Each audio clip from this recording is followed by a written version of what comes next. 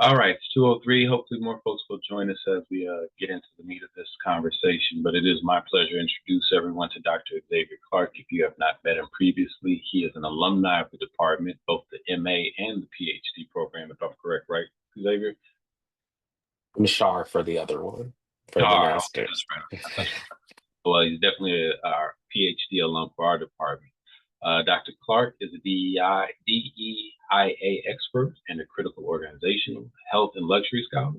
Dr. Clark's research areas span CRT, structuration theory, organizational communication, organizational design, organizational health, organizational behavior and well-being, storytelling, symbolic violence, and DEIA. But the crux of his conversation today will explore luxury fashion. And that's what we're excited to hear and how he sees this intersecting with pop culture and especially in the space of respectability politics. Dr. Clark holds a Bachelor in Science and Political Communication from University of Texas, Austin, and earned in 2016, a Master of Public Administration with a concentration in Emergency Management and Homeland Security from George Mason, 2018, Certificate in Applied DEI Strategies from Brown University, and a PhD in Communication, Strategic and Health Communication from George Mason. Without further ado, it is my pleasure to introduce Dr. Xavier Clark. Thank you, Dr. Craig. Excited to be here with all of you today to have this conversation. I have some slides, and a big way that I really wanted to start this conversation and to drive it today is I think a lot of times, especially when we were coming from academic spaces, we have a hard time thinking about our work outside of the academy. And I think, especially as pop culture scholars and communication scholars, we often have a very interesting ability to be able to take our work and make it be applied to the outside world. And so when I was a student here at George Mason, a big part of what I wanted to do was always have what I started calling public communication. So that it wasn't just communication for the sake of the ivory tower or the academy, but for the constituents and the respondents that you are tracking throughout your research. And so that'll be a big part of this conversation as well. So we will talk about that transition between, making your work not just be in the academy, but then we'll talk about some of the findings of this book and of the dissertation that popped up. And I then want to really leave some time for us to have a discussion. And any questions that y'all have, I just want us to be a resource to you to do that. So I'm going to share my slides with you.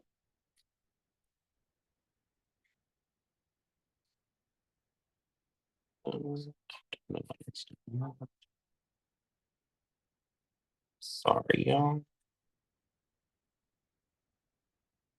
There you go. I was like, why is it not letting me share it?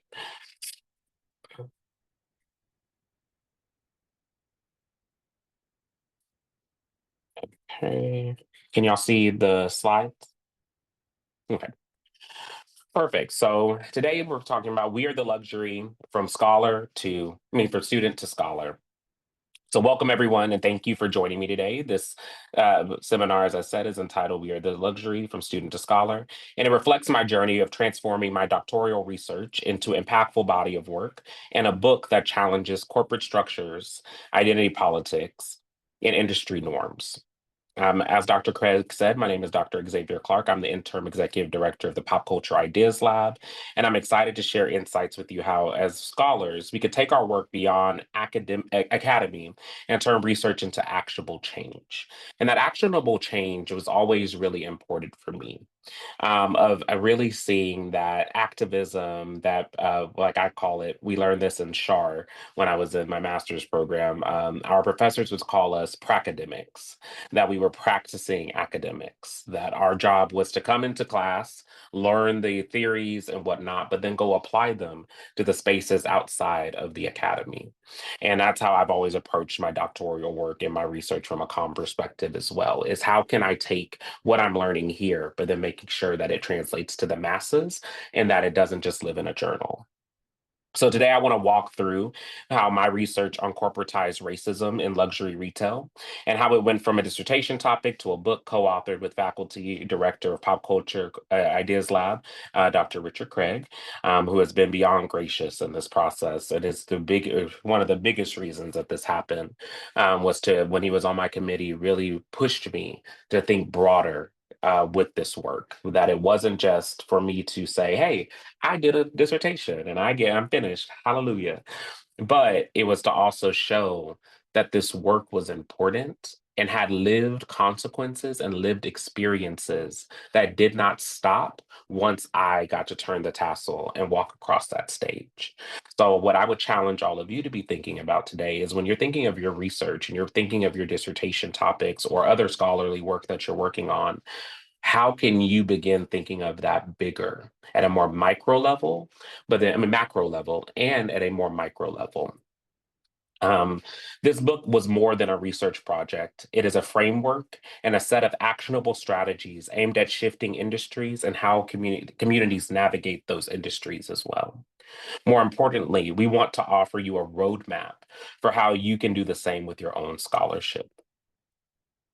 So before we start, I from how I do teaching and whatnot, does anybody have any questions? Is there anything that anybody needs for the room to work for them, or anything I can answer now for you?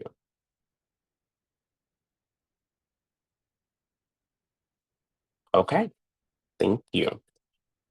So to start this off, the journey from student to scholar. I'm very, like I said, scholarship should not end in the academy. It should be actioned after it leaves. Many people see a scholarship as something that stays within university, bound to journals, conferences, and academic discussions. But true scholarship, in my opinion, has the potential to shape industries, influence policies, and create meaningful change. My journey started with a dissertation on corporatized racism in luxury fashion. And it was a story of 21 women who I got to talk to regarding how they thought luxury was not including them. And it turned, but I knew that that impact went farther and beyond academic discourse. It was more than just shopping. I think a lot of times when I was in the dissertation and in the program, I would tell people what I was working on, and they would be like, "So you're doing a dissertation over fashion? Like, why is that communication?"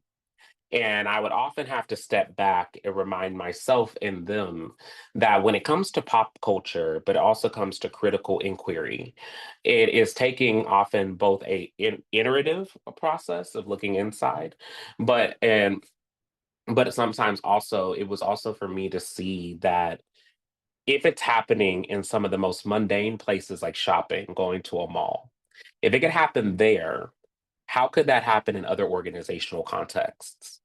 How could it also happen in spaces that we would overlook? Our department very much has a lot of health scholars. And so people would be not realize this research has a lot of health outcomes to it, mental health, trauma, cycles that we started to realize that were happening. Often people in the department, when they finish their PhD, they either say they're a strategic communication scholar or a health scholar. I did not have that luxury to pick between. And the reason I did not have that luxury to pick between is because the lived experiences of the scholarship and the respondents of this dissertation made me have to look at this both from a strategic organizational lens, but also have to look at this issue from a health standpoint.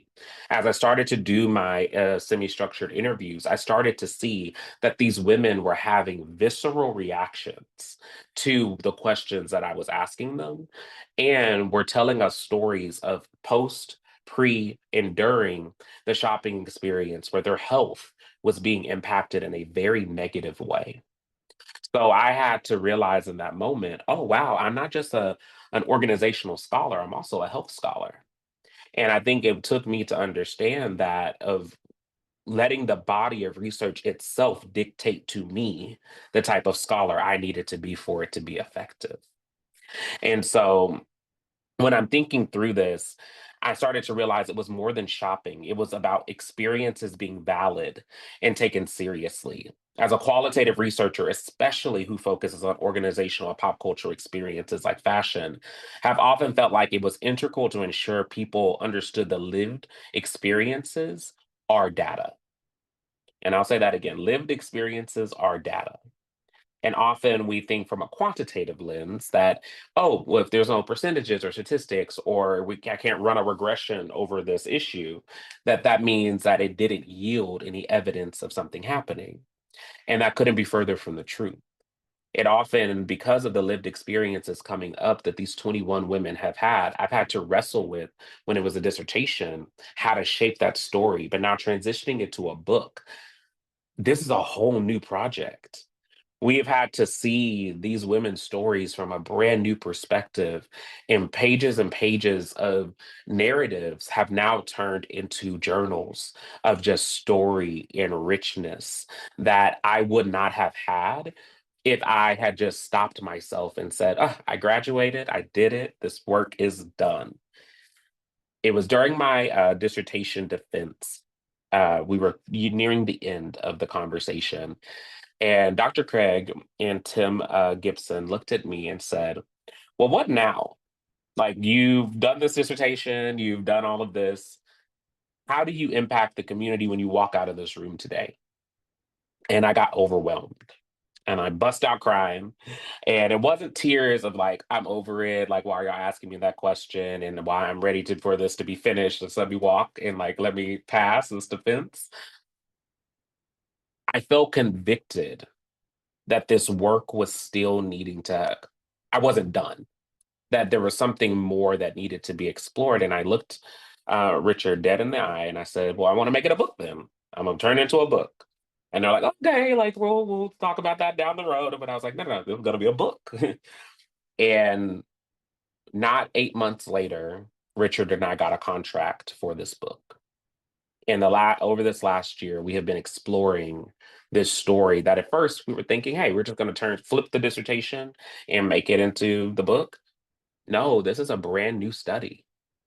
And it's been one of the coolest experiences because it has helped me understand that this data can be rigorous, but it also can change things for the people that were being explored. Yet people don't often know how to bridge that gap. So this seminar is about that transition. How do we take research beyond the academy? How do we turn theory into practice? And how do we create tangible change from our intellectual labor? This session will help you explore the process of translating academic insights into industry advocacy and public discourse.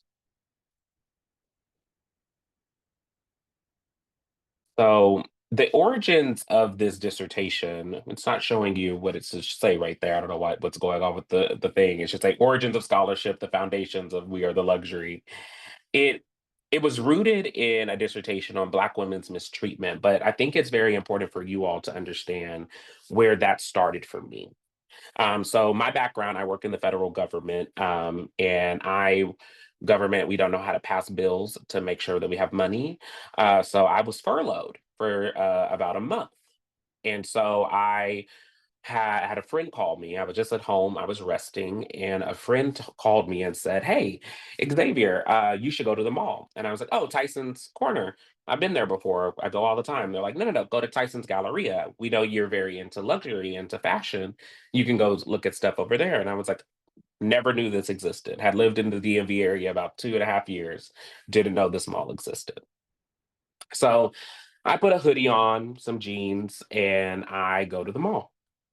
Walking around, and I go into a Chanel store.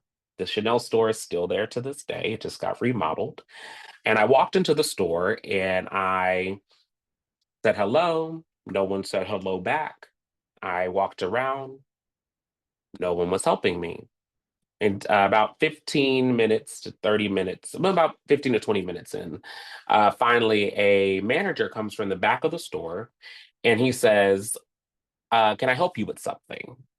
And I said, oh, yeah, I would love to look at some of your small leather goods, some of your wallets and whatnot. And he said, oh, okay. He took out the tray, put it on the table, and was like, just let me look. Finally finished looking. He was like, so do you want anything? It was very just dismissive. And I said, oh, no, I'm good. I leave the store and I said, that was weird. What just happened? And I was like, okay, I'm going to come back to the store and I'm going to dress a little better. I dressed in still jeans that day, and I brought a bag with me. If you know me, I collect handbags, but it was just like a briefcase, a men's briefcase, and a polo. Came into the store. 10 minutes goes by again. Nobody's helping me.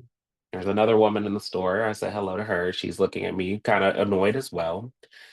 And I'll never forget, this man and his wife walked into the office, into the store, and they said, "Oh my God, Brad and Janine, how are you? Do you want flat or sparkling water?" And I said, "I like water. I like substance." And the other lady looks at me. We make like a weird look at each other. 10 minutes go by. Finally, someone comes help me. I'm like, okay, now I'm seeing what's actually happening here. I leave one more time. I come back about 2 days later. I'm dressed in a jumpsuit, a head wrap, and I have an expensive bag with me. The moment I walked into the store, two sales associates approached me, touched my bag, said, "Oh my God, you look so nice. How could we help you today? We would love to show you some of our new collection that just came in." They helped me. Finally, I start talking to the manager, and he notices me from a couple of days prior. And I said, "Oh, well, I think it's interesting that y'all did not help me the other day. But now that I look like I can afford the things that in your store, you're helping me." "Oh, no, it's not like that. We were just really busy that day." I said, "There was only two people in the store. I don't think you were busy." And so I left and I came into Dr. Krepp's class, and I was frustrated by it. And Anne Nicotera, I went into her office. She was my advisor. And I told her about what happened. And we hadn't had me a dissertation topic yet. And she says, "I think you found it. I think you found what you're supposed to work on." And she asked me a question that's been the crux of this study for the last since 2018 is, can luxury be inclusive, or is luxury inherently exclusive? And we've wrestled with this. Dr. Craig and I've wrestled with this. Tim and I've wrestled with this. Ann and I've wrestled with this. Brittany and I've wrestled with this. And I have always stood on the side that no, luxury in and of itself is not exclusionary. Luxury in and of itself is an experience. However, the organizations and the structures around it can make it exclusive because people are saying that it's exclusive. It in and of itself is not exclusive. The value we as humans associate with it creates that value process, if that makes sense. And so once that happened, I was like, well, if that's happening to me and I, am a perceived Black male, how is this occurring for Black women? I have more privilege often, and when I walk into this space, what are they going through? And so we started examining systemic barriers to access, racialized consumer experiences, the roles of brands in reinforcing exclusionary practices, the power of the Black dollar in the Black perspectives, and the impact of exclusion on Black women's bodies and experiences. And the Black dollar part of that was very interesting. Is often when you think of this from a pop culture lens in this study, people naturally are thinking about it only from a racialized lens. This study is way more about classism than it is about racism. Yet, in that corporatized, we chose the wording of corporatized racism to always put the corporation before the racism itself. It's because we wanted people to see that the corporations themselves create consumer behaviors and industry structures that make institutions. So we call them contemporary luxury institutions, CLIs in the book. And they explore just in the way in which that the system is saying that this person's body, because of how it is viewed, how we think about it, how it is imagined in the American ethos and the global ethos, that means that it can't afford or should not be able to be in the space. And that leads to outcomes of racism, mistreatment, and the health outcomes that we think about in this book, if that makes sense. It wasn't just that, oh, because these are Black women, they are being treated away. No, it is that the system itself, the structure and the institution uphold certain things that if you're participating in it, if you're a sales associate of color, sales associate that is not a person of color, you still are participating in the system because capitalism is telling you you act this way or you don't get paid. And so it is very important for people to understand the two have to go together for this to be a robust discussion. I can't just write a book and say, because these Black women are Black women, inherently they have a certain experience. What I can say, however, is because these Black women have a collective experience, corporations have a way in which they interact with that experience, which leads to outcomes for those people. Thus, if the corporation changes its behavior, how they are treated, race agnostic, should change. And so we really wanted to start diving into that.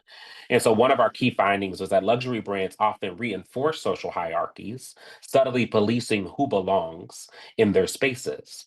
This research provided a critical foundation, but we quickly realized that the writing about the issues wasn't enough. We needed to find ways to apply this work in the real world. The Black women in this research deserve to have justice and change made due to how they were treated and their goals being valued. So I want to explain to you how we started to create the book itself. So the book is broken actually into three parts. We have one part of the book that is really setting the stage, book one, we call it. And that is for us to set the stage from a theoretical standpoint.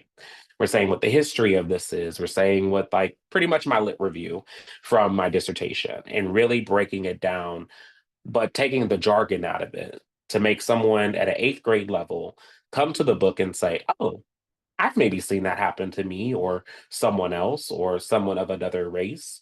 I am interested to read more about this. And it's also to set them up with language so they can speak about it. A big thing that I noticed during the interviews of this dissertation was a lot of people did not have the language of what was happening to them. At the end of every one of my interviews, and I mean this, every all 21 of the interviews, the women thanked me and either were in tears and were like, you were the first person that has ever listened to what I went through in these stores and did not tell me I was crazy and did not tell me that I was just making it bigger than what it was. You listened to me, and it was so interesting. There were so many themes that we saw that these stories continued to happen over and over and over and over again that it was, for me, exhausting sometimes to do the interviews because I started carrying emotional labor with that as well. And we talk about that in the book. And so we then have book two. Book two is the narratives themselves. This is where we are showing the themes that these women have gone through, but we did it within. So I'm a structurational scholar. If you don't know what that word means, it's a funny, strong, harsh word to say that we reproduce the systems around us every day. There are rules and resources, rules being the way in which we are told to act, and the resources which make those things happen. So policies or policing things or um, return policies. Those are resources. And these is the way that we as humans, through power and agency, reproduce the world around us every single day. By us being on Zoom, for example, right now, all of you are on mute. That's a rule that you have learned, and we reproduce every single day because we know no etiquette of being when someone's presenting, you go on mute so they can present. Simple. However, it gets more complex when you start thinking about power and agency. And we started to realize in my dissertation that these groups and these women fell into three groups. One group was the opting in group. This was a group that was like, I'm going to go shop in these spaces. And that's what it is. I'm going to shop here. And if I change something, I change something. If I don't, I don't. We noticed that they have low power, low agency. So for them, I'm opting in because it is what it is. I'm going to play the game. Then we have an opt out, not play the game group, which has high power, I mean, high agency, low power. They have the agency to opt out, but they don't have the power to change anything about the shopping experience. But then we had another group, the transformation group. This was a group that both had high agency and high power, and there was only about two of them in the study. And they were the group that knew the power that they had as a customer, but also they used the agency had they had as a customer to reach out to corporate and make a change. And they said, I'm not going to stand for this. You're going to make a change for me. And it made light bulbs go off in my mind that, oh, wow, there are three levels of what is happening here. These women aren't a monolith. While they might have similar outcomes, they're not all going through the exact same thing. And that's important. So in the book, the way that we set it up, because we're not going to go into structuration theory and give you all of that, that's a lot. I literally want a sixth grader to be able to pick up this book and read it. We started to look at it from pre-shopping, during the shopping experience, and post-shopping. And the reason that we did that is because we started to see that individuals, regardless if they were the pre shopping group, the during shopping group, or the post shopping group, had similar experiences, but it led to very similar outcomes to how they felt they were treated.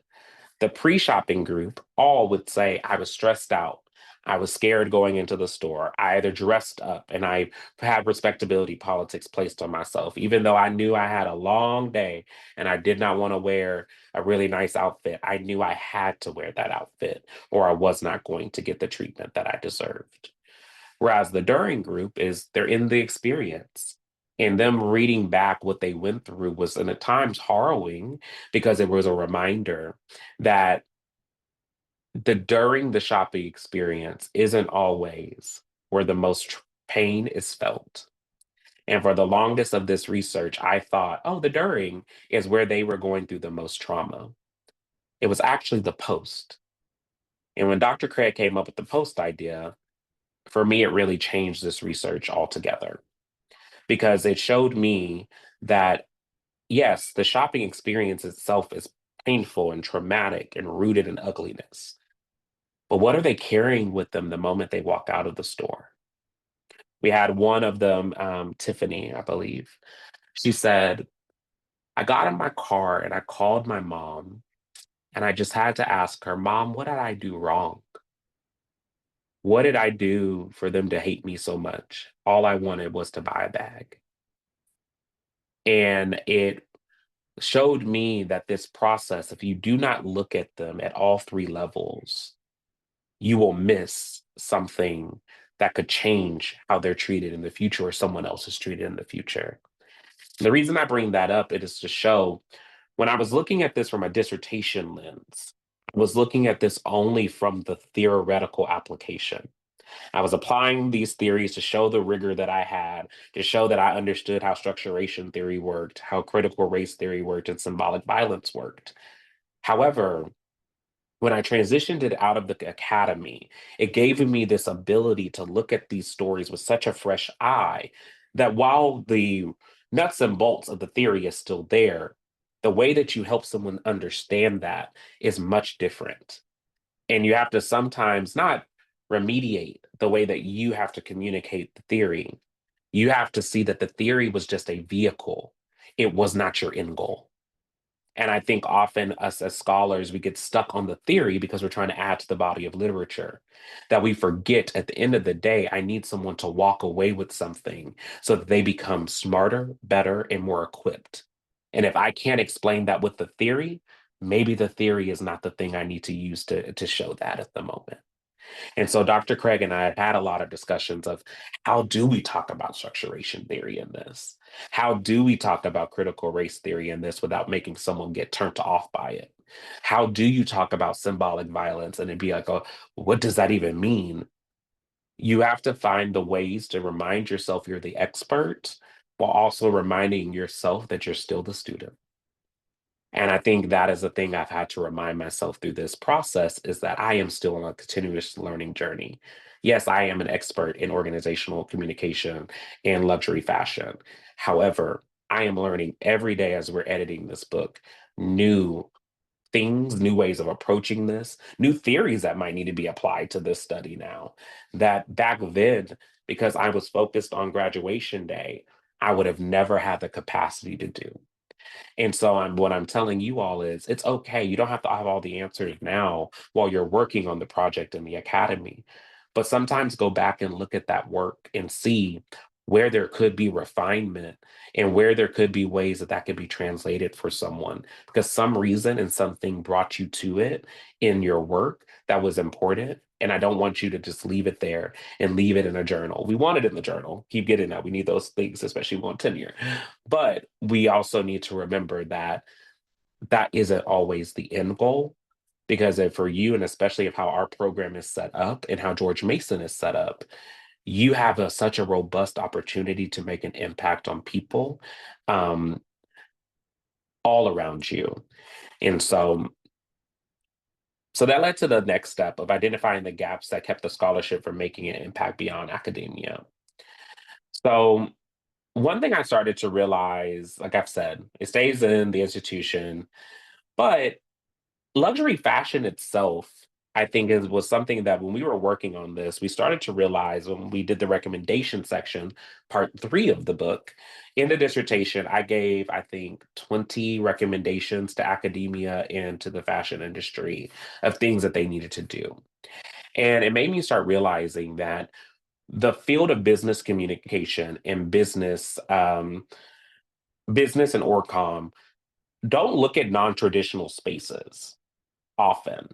When I was working on the dissertation, I always saw nursing. I always saw people working on science, people working on um, economics or other things. But when it came to fashion and spaces that are way more, in my opinion, mundane, we never looked at that. And that is where I thought popular culture was so important for this. Is that to me, luxury and fashion and the trends that come out of that is pop culture.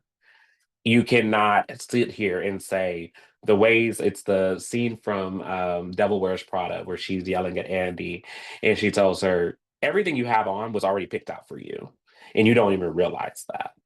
And that is a popular culture process of things trickle down in the fashion industry that every single one of us have things on our body today and consume different things because someone in the fashion industry said that that's what we should be doing. And I said, well, that space has a lot of power that we just don't even look at because we think it's frivolous.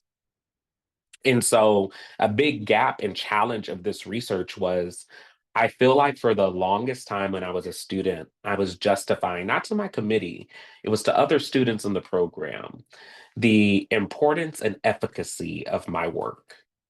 I would say, oh, yeah, I'm working on this project over luxury fashion. And I think there's some cool things here. And I would be told, no, that's not communication. That's not a part of this, what we do. We focus on these areas. And I had to be countercultural in a lot of ways to say, no, I know what our program stands for, but I also know what I'm trying to add to the literature. And I see a gap, and I think that gap needs to be explored. And I think consumer cultural studies is a space that has a lot of ability to grow, but it has not really been thought about in that way. And I think a great way to look at that right now is Target. Target, with them pulling back on DEI, thought originally that they were probably going to make more money off of the situation. They're like, oh, people are going to still come by here. We're still going to sell our stuff and our products. But by making a choice to pull back on, say, they don't care about inclusion, they have lost billions of dollars in the last month. And that is very unheard of, but also shows how consumers and the consumer process has a very big impact on popular culture. And I think we sometimes overlook that. So in my case, I saw luxury fashion wasn't being held accountable for their racialized consumer experiences. And it wasn't looking to academic journals for solutions. When you Google or go to Google Scholar and look up anything related to fashion, there is a lack of research. There may be 5 studies about shopping while Black that have been reproduced and reused over and over and over and over and over by other scholars because those are the only ones that exist. Doing my literature review was one of the hardest things I have ever had to do for this dissertation because I was having to find other ways to say there was a lack of information. The rest of the dissertation, in my opinion, was actually really easy to write. It was doing the lit review in the right way so that it stood on something, but that was also a blessing in disguise because when I left we left this and we went out and um, Lexington Books picked this up. They wanted this book because there was a lack of information over this topic. And they were like, oh, wow, we will be one of the first spaces to really have a book that talks about that. There is one other book that follows racism in luxury fashion and in fashion out there right now. There's 2 of us. And some people will be like, well, that's two. That's great. That's too few, in my opinion. And a big thing for me, and something I want to say to all of y'all that isn't even in my notes, but I just want to say to the students on here, if you have a novel research area, chase that area. That area is important. I don't care if there's only 2 articles out there right now that say that this is happening. Something about that work made you feel interested in it. Go after it. And listen to your committee, listen to people when they're telling you things. But if you feel strongly that there's something missing, follow it. And I think a great example of this in our program was it's my best friend, so I'm gonna tutor her up real quick. Her name is Lauren Back. Lauren is a science communication scholar, but also a PR scholar. And Lauren did a lot of work over Shark Week and has a fascination with dinosaurs. And she started to notice that there was research over, Shark Week and whatnot, but not in the way that you think you would need it for science comp. It wasn't actual science communication. And she chased that down. And now she has work that is amazing. And she wants to get a PhD eventually and go back into that work. And that's all to say that just because someone else might not find your research valuable or not find that it is interesting doesn't mean that it's not important and it's not needed. And I think this exploration for us in this book and what has been so interesting with working on this, it has been an exploration that I saw a gap, I saw a challenge. My committee saw that I was passionate about it, and then they just locked in with me. And me and Dr. Craig have been working on this now am I wrong? Would it be 2.5 years now over this research? Yeah, about 2.5 years. And it changes every single day. We're learning things every single day. We get on a call, we get excited, and we're like, whoa, like we didn't even see that originally. We didn't even think about that originally. And that's just the beginning of it. So I think it's finding that don't let your gaps and challenges scare you with your research. Let them be the impetus for you to have a jumping off point to say, because there might be a lack, there might be a gap, that means that you are the right person to go into that mist and into that challenge to carve out a space.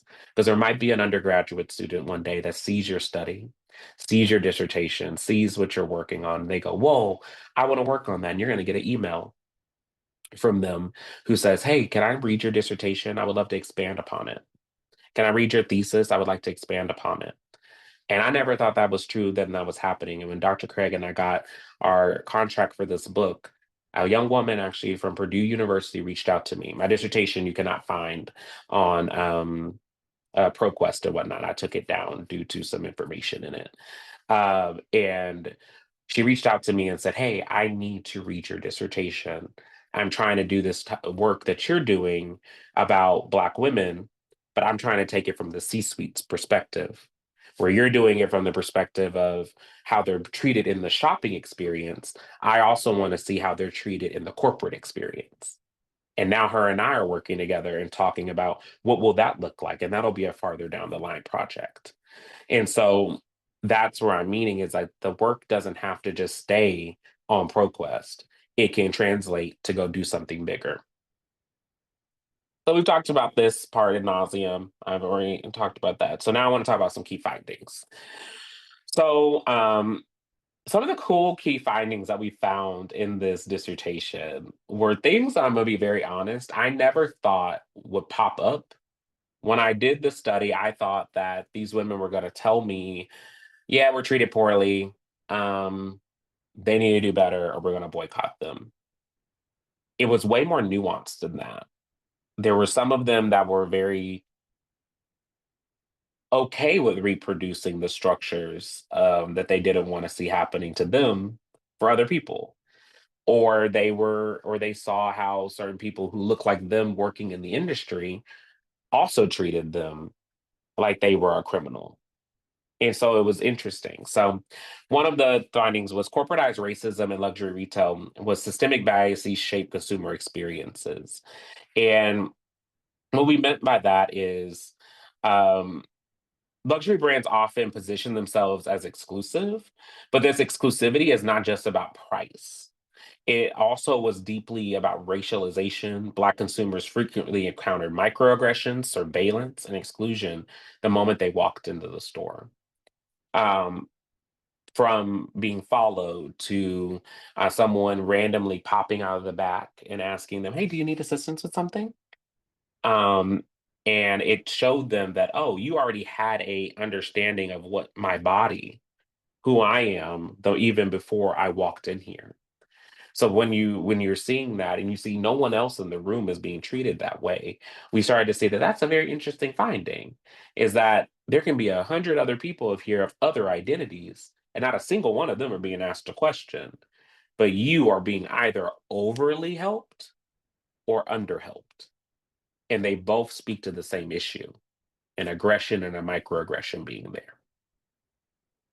Next, we found that exclusionary consumer practices. Black shoppers experience racial profiling, like I said, being ignored or overly monitored, and their spending power was welcome, but their presence often was not. That part I think is really important is like they wanted their money, but they wanted them out of the store quickly, or they assumed that they could not afford the expensive item. Often the some of the women would say they would go into the store and they would be like, "Hey, I would like to look at this certain bag," and they would be like, "Oh, but I think this other one works good for you too," and they'd be a cheaper bag, much cheaper, marginally cheaper. And they would be like, "Hmm? No, I would like to look at the one that I'm looking at." And they would actually get like a fight about it. Like, "Oh, no, I'm going to show you what I want to show you," rather than showing them as a consumer what they wanted to see.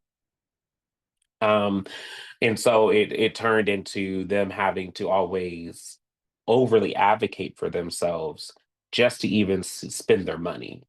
So think about that. You go into a store, you want to buy a Starbucks. Someone comes, your barista looks at you and says, "I actually think you want a caramel macchiato." "No, I want a vanilla latte." "No, the caramel macchiato's cheaper. I think that's what you want." Rather than you said, "I want a venti vanilla latte with whatever I asked for in it."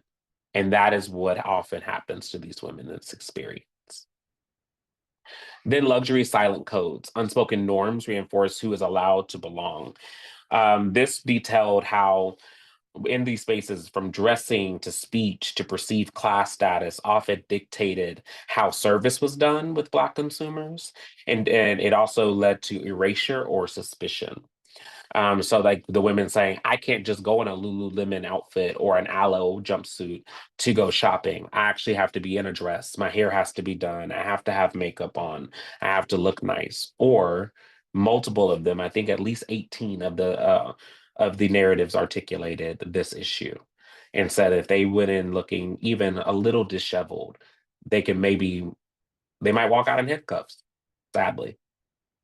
Um, Next, it was the power of the Black consumer influence. Despite the experiences, Black consumers are a major economic force in the luxury industry.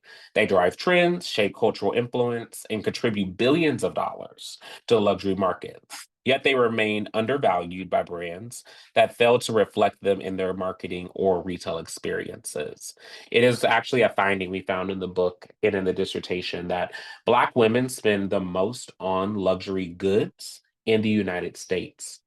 White women spend the most on ready to wear.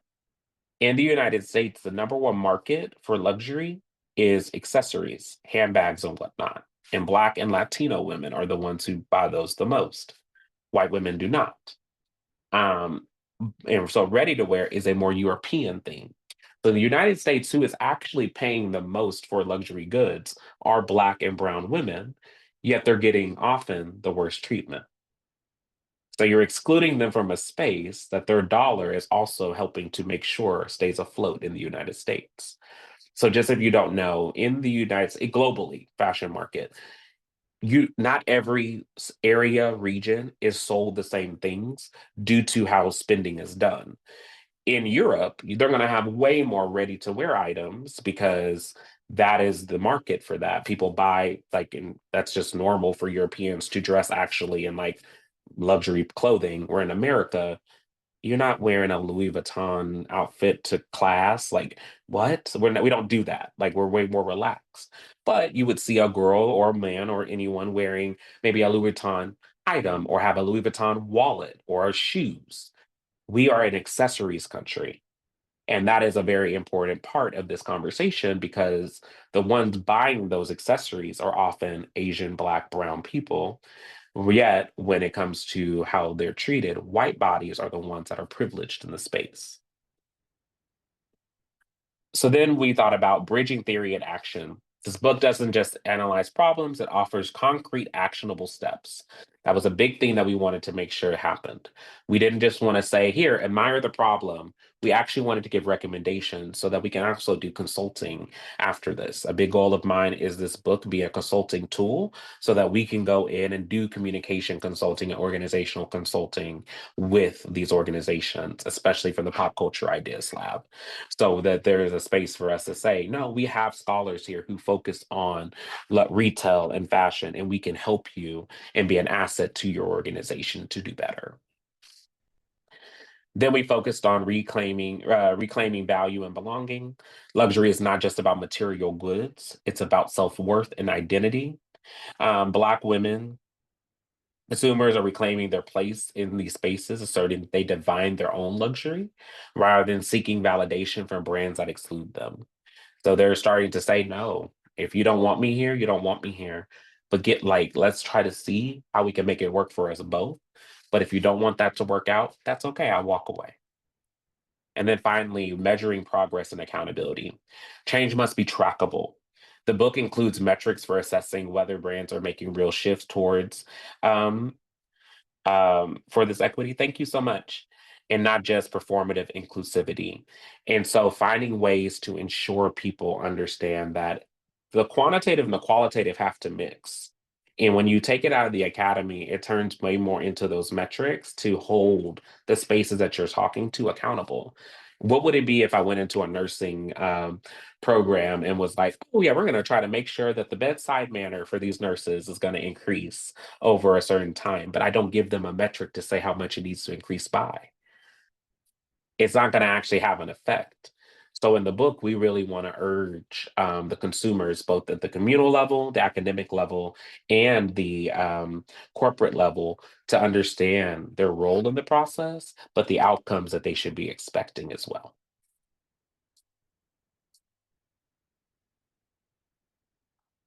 Okay. So practical applications of We Are the Luxury. Um, we had three very practical applications of this. It was challenging industry norms, as we've talked about. The luxury brands have historically excluded Black consumers from their ideal customer base. The book calls out the exclusionary practices and demands asking for systemic and institutional change. It's not just what's one thing to ask for the system to change, but the institution itself that upholds that system also has to change. Then we were elevating the consumer experience. And this might be probably is the most important part of the book, is that we wanted to center the voices of those who have been historically excluded from the space.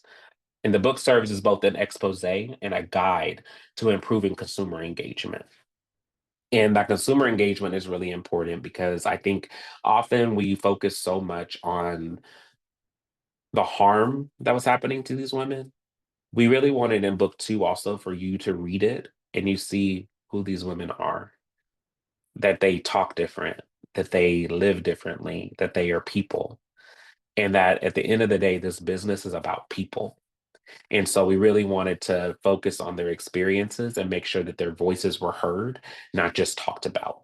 I think I've seen too many books, too many articles, too many scholarship that is only, we talk about what someone goes through, but we don't allow them to speak for themselves. So, how do you speak with the community, not for the community?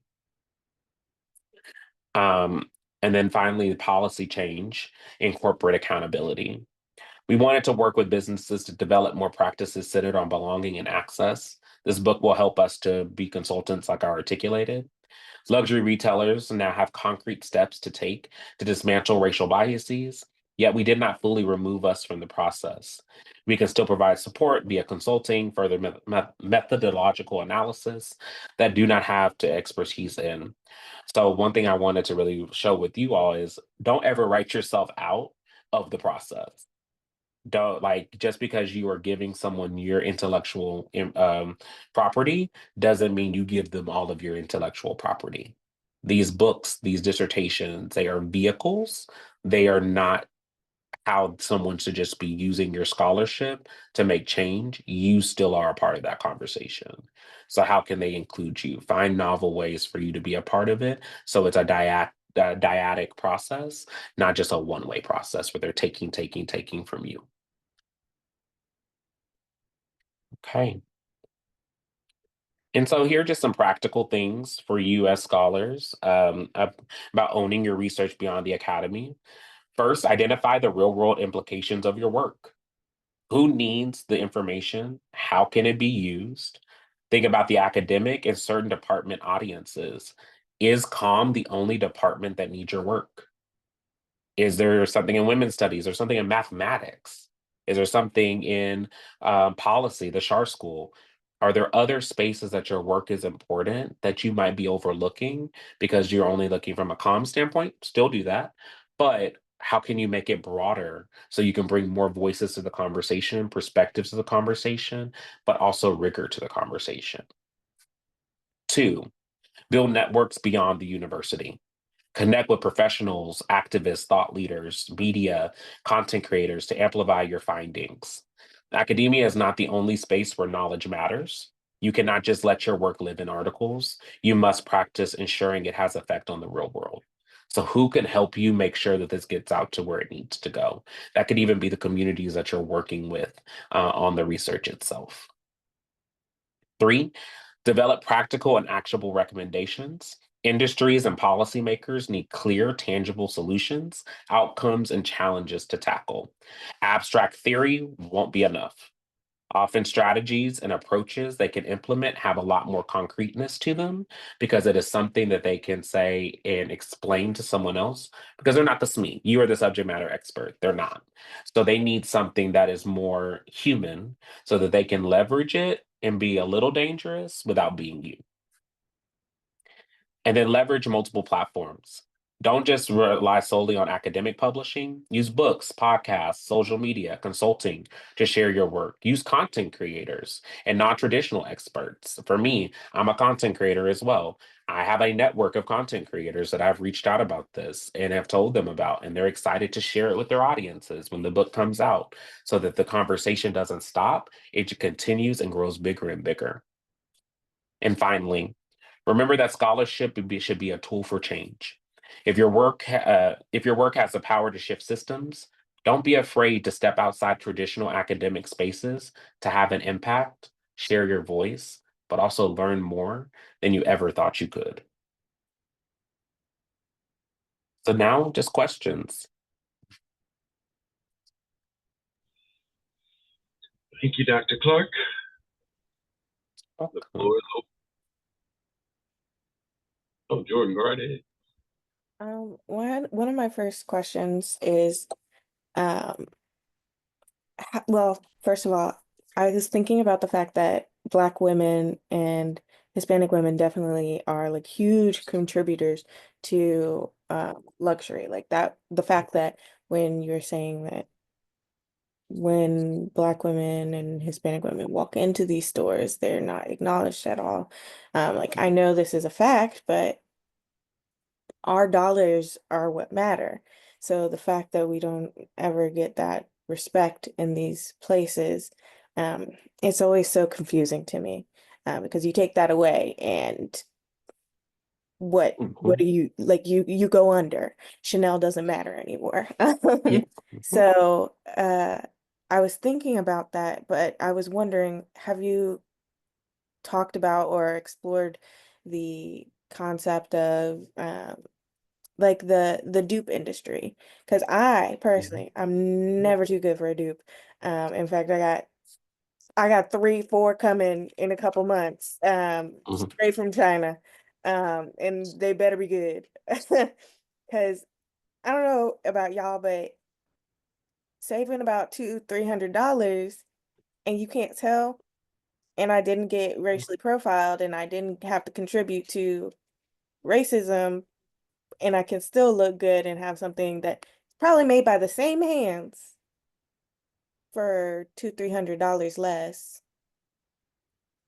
I don't know. Mhm. That's a lot better to me than having to go into the store and be racially profiled and not get the same treatment as a lot of other people. Now, I do benefit from the fact that like I don't always look like people don't look at me and automatically assume that I'm Black or whatever. They a lot of times are like, I don't know what you are, but we gonna figure it out somehow.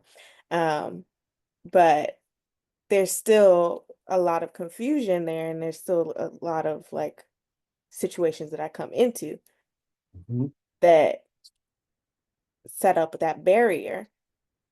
But when I buy something offline, I don't have to deal with that. It's so funny you bring that up. That is actually one of the things in the narratives with the that during and opting out group that we were talking about. I found that a lot more in the dissertation. A lot of Black women were like, maybe it's COVID. I'm not about to stress myself out.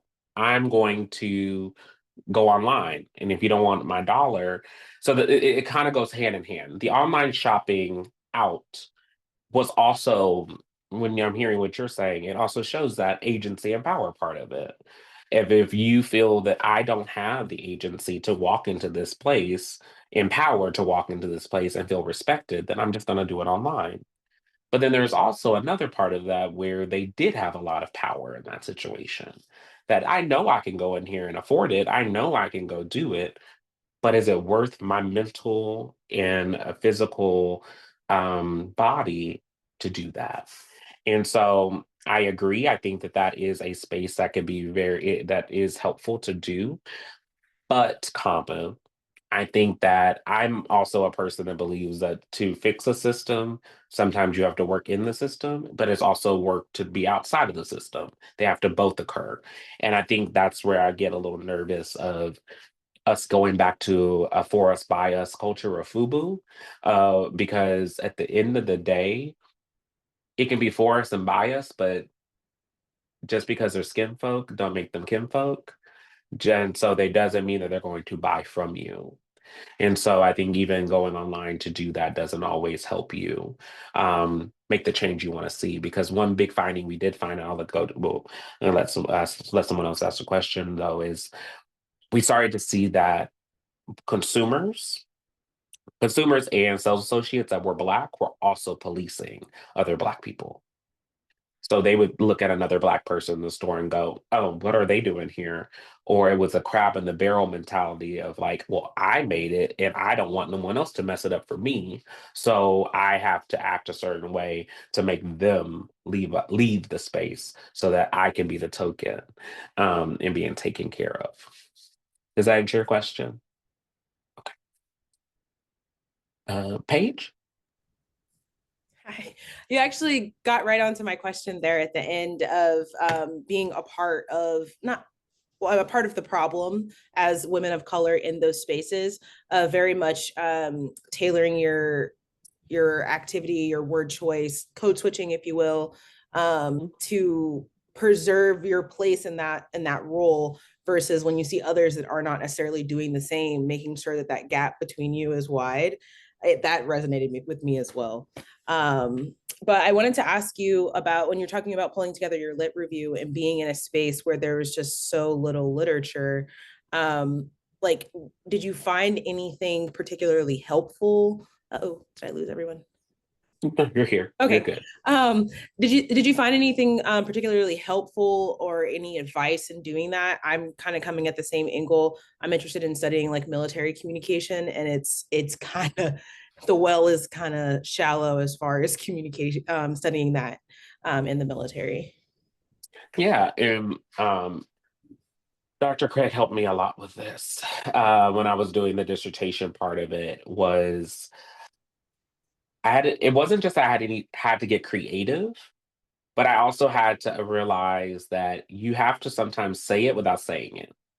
And so if you're talking about military communication, there are probably national security communication that will be out there for you. Um, Also breaking it down from the other branches of the military. So Navy, Air Force, Marines, whatnot. Um, but then also saying up front what's missing.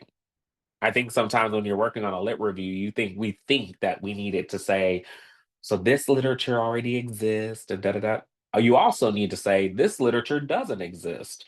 And here are the few articles I was able to find, but this is what I need the rest of the study to now answer because I am missing it. So you have to kind of work backward. And actually, in my opinion, that's my favorite way to do a lit review is working from what I don't have rather than regurgitating what somebody already has said. Got you. Thank you. You're welcome. Hi, Riley. Sorry. Hi. I had my camera off because I've been cleaning all day, but hi, I'm Riley. Thank you for your presentation. I really enjoyed like your research process. But I know you kind of went over this in like explaining like, fashion and like the niche industry, your research to, science comm and like health comm, but kind of on that same spectrum, like how did you convey the importance of your research? And again, you kind of like went over this, but like when you were doing like, I know in Dr. Craig's class, we talk about like cross communication and cross like scholarship lines, like how do we convey the importance of our research, just as somebody who's doing their final research project at the moment, and it's like kind of really niche. I'm gonna say three things to that. First, I'm gonna say my harsh one at the end. It's not harsh to you; it's just harsh to the process. So I'll leave that one last. The first one I would have to say is I had to do some creative things in this dissertation that were very different than other people. I interviewed myself as a participant in the dissertation, and then rewrote all of my research questions, well, the interview guide for others based on how I answered the questions, because I noticed that there was a lot of bias in how I answered it. Because then I saw, oh, I wrote those questions because I want a certain outcome. I want you to tell me something very specific, and I put it that way. And so one way that, like, because you're saying how to show the importance, I had to show the level of rigor I was going through to make sure that people saw that this, like any other project, had a methodology that was sound. And so I think the methodology proves why it's important, period. And so I think finding the ways to really bring that out in the study is like, what are you doing methodologically or framework wise that makes this unique, but also you? Um, and that's the second part of it. You want to do the study because it already is important. And I think sometimes we really get lost on that. And it was something that I had a lot of imposter syndrome about for a long time. Was like, well, nobody else is doing this, somebody else is going to care. Like my cohort was, I had the cohort of health comm women and science comm women and men. They were over here doing their thing. And I was like, you better slay, baby. That ain't my ministry. And I always felt like the odd one out because I was like, oh, well, I'm trying to do something so different. But it made me have to realize that in that difference was so much nuance. And so I think take a step back from the work and look at it again of like, what brought you to the research? And I think that's the last one I'm gonna say is the harsh part of it is at upfront telling folks why it's important. In the book, we start the book with a author's note and an autoethnography of like I've gone through with this. And I had to be very just honest of like, to some of you who open this book, you're going to think this is the dumbest thing on earth. Baby, it ain't for you. And that is okay. But it doesn't mean that for the 21 respondents, because I thought too at that time, I need 50 people, I need 60 people. I'm so happy I had 21 robust women because those 21 women proved why this mattered. And so when I talk about the methodology that you use and the process that you go about to gather your data, that also can prove why it's important. Because 21 people said they went through this. So you're going to tell me just because you don't think it's important that what they lived through wasn't important? So it's sometimes taking it from a reverse perspective to get where you want to go. Yeah, thank you. You're welcome. Any other questions, concerns, wonderment? Yeah, definitely want to also encourage just like open conversation too. Just any thoughts that came across your mind as you were listening to Dr. Clark and his information. Right? Mhm. Yeah, sorry, just another thought. If we're just like opening it up, I spent like a semester in Japan, in particularly like Tokyo, which is like very big. Like they have a lot of like flagship stores, and especially for like high-end fashion. They also just in general, Japan takes like retail very seriously. You go into a store, if you buy something over a certain amount, they will walk you out with the bag, and then they'll hand you the bag. You know, they'll even take the bag if it's raining and put it in a clear plastic bag because they don't want the bag to get wet. You know, that sort of thing.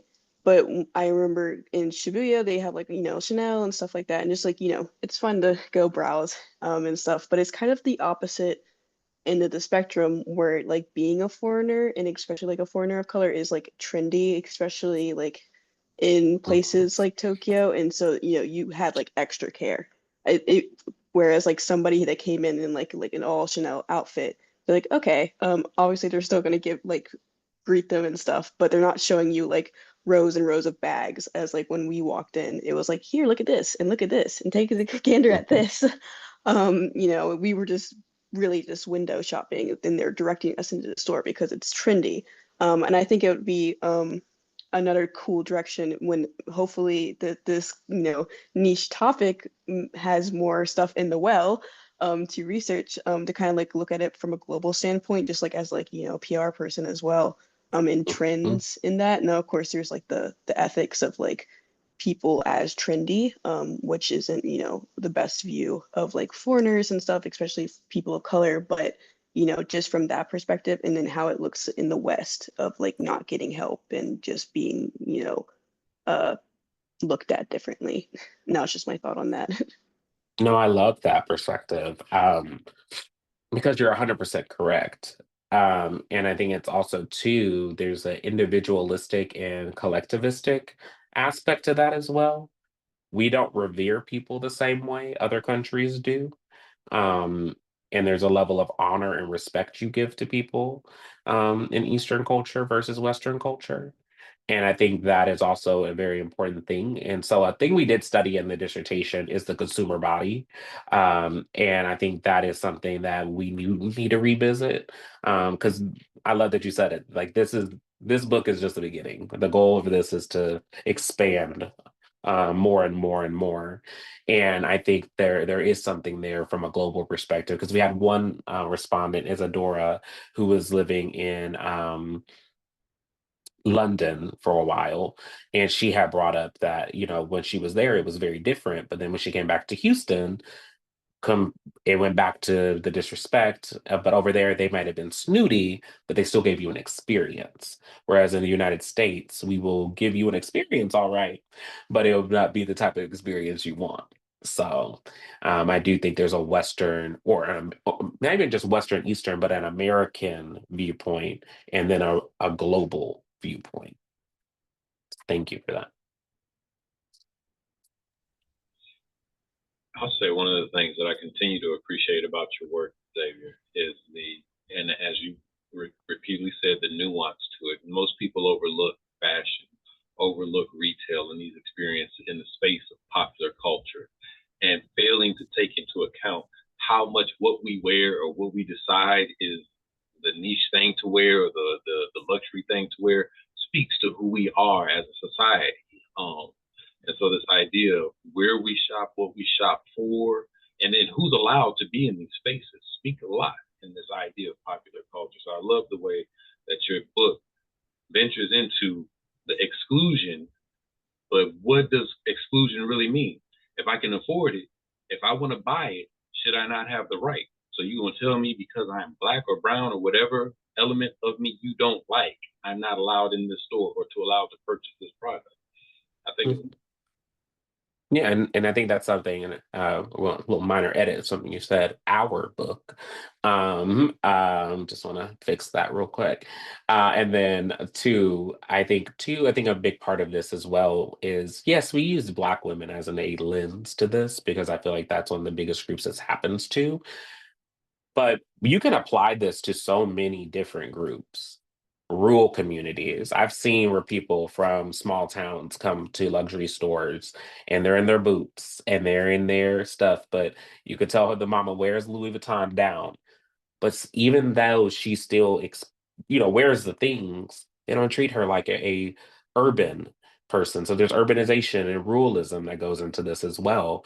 And I think that my goal and hope with this research is to use this book when people read it to go, oh, I've gone through something similar. And it sparks a bigger conversation about how institutions treat people, regardless of how the color of who you are, the race, the class of who you are. I want the institution to start realizing the customer is who pays your bills. You don't get to treat any customer like they are expensable, or I mean dispensable. Um, and so making sure that they are a part of the conversation, not out of the conversation.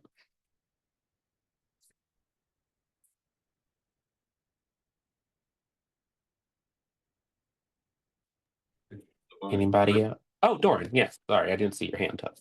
No worries at all. Thank you so much for this. It's really interesting. And I guess I have a comment and a question. I'll start with the comment. I think it was just across the board, it's a really beautiful presentation for me in the PhD program to see how you put together this dissertation and the steps that you went through and the evolution that it went through, and then how it is continuing to evolve and how you're taking it and letting it transform and become something new and apply it in new ways that hopefully have, in lots of respects, far more reach than the dissertation ever would have. And that was really wonderful to listen to. I definitely, I think lots of us hope that our dissertations don't just end up in that library cesspit of stored dissertations. And so it's really fun listening to that arc in the plot line of your research. And I guess the question side of it is, I was sitting here thinking about, it's like this, luxury brands aren't really something that I have a lot of experience with. And then Mhm. I stepped back and I was like, okay, but no, that's not the case. Like, um, I buy, expensive hunting gear or expensive Well, outdoors gear. And I think one of the places that would be really interesting to explore is what are the circumstances, like when you go into an REI and you aren't wearing an Arc'teryx jacket, you walk in with a $30 Amazon jacket. Is it a similar experience? And are there similar sorts of mechanisms of power at play in radically different, or you could think about even more into, say, like you and I have talked about it a little bit, my interest in doing research on guns, but like if you Mhm. walk into a gun store and you don't look like the sort of person who's going to be walking into a firearm store and buying a firearm, what are those dynamics and powers at play? And to what extent is, and qualitative research is always interesting from a replicability, but I think it would be interesting to see whether or not these sort of different luxuries have similar themes and power dynamics at play, and how those map out and sort of comparisons. And I hope that eventually this area of pop culture research builds out and we get to see some of that. But So I guess the question there is there anything like that right now? yeah, so I love that you bring this up. So I was a content creator for Arterix. And so a lot of people don't realize, like, I'm a country kid. Like, that's literally my background. And I do think that there is urban luxury and then there is rural luxury. And I think that we don't think about it in that way often. And then there's luxuries that go hand in hand. Like I would say Louis Vuitton, regardless of where you live, you are participating in that in some way, at least especially women. Maybe not a lot of men, but women are participating in that. But when you see luxury, and I think that's where I say it's exclusion of like who gets to dictate what is inclusive, exclusive, it's the experience. And you know how it feels when you go into an REI versus a Dick's Sporting Goods, two different experiences. And I think that that is something that people overlook as like, well, it's just that that's a more expensive store. And for those of you who don't know, an Arterix jacket can run you $500 just for one little jacket to go on a mountain. And but you walk into the store and you would think, oh, it's just really pretty. It has like a lot of um like people snowboarding and climbing and stuff like that. But these people economically have a lot of capital or have a lot of interest in paying more for the good that they need to go do what they need to do. And I think that we don't often look at it that way. We have put luxury only in certain goods. And I think that that needs to be reshapen in some cases because you can go. I think we've looked at luxury from a car perspective and we looked at it from a quote unquote fashion perspective, but we don't look at what are the other sectors that have luxury. Apple, Samsung, like there's so many other spaces there that I think this work could really build out into.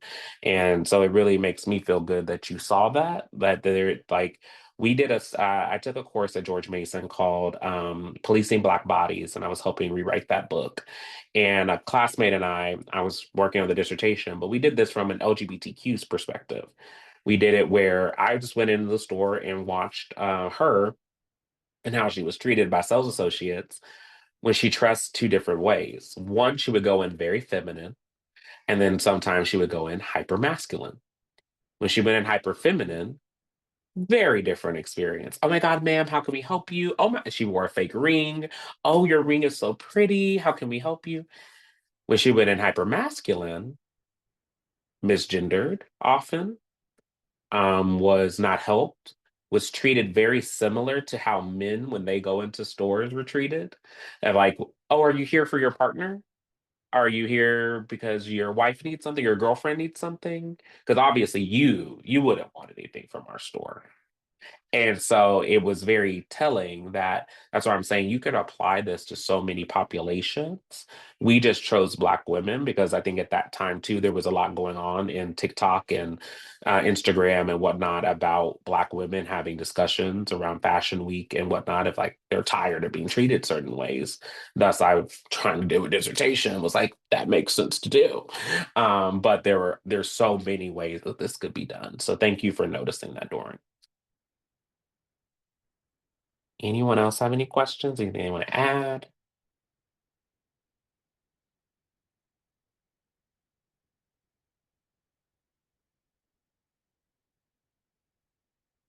Okay. Yeah, I think for one last thing I would just say is I think too a big thing I was trying to articulate, I don't know if I said it right, was it wasn't that I just think people leave their dissertations and whatnot at the library and whatnot. is what I'm saying is don't get so fatigued in your master's and your undergraduate research or even in your doctorate research that you're trying to get to the finish line. Sometimes you got to get to the finish line, but think about how you nurtured that research and how much you put into that research. Don't let it just become something where you're just so apathetic toward it that you just see it as a means to an end, that you forget 10 years down the line that you had a whole body of research that could still be done, um, just because you might not be in academia anymore, or you might not be doing certain things with your career. You are always a scholar first, practitioner second, but you have to know how to practice that scholarship to do it effectively.